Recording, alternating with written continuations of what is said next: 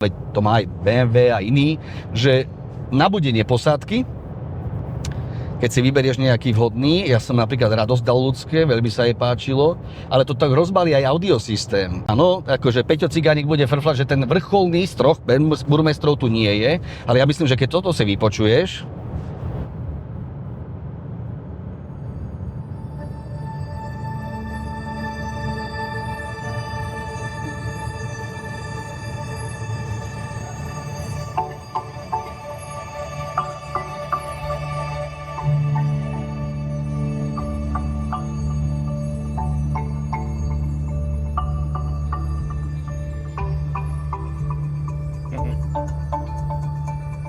je to pekné, je to príjemné.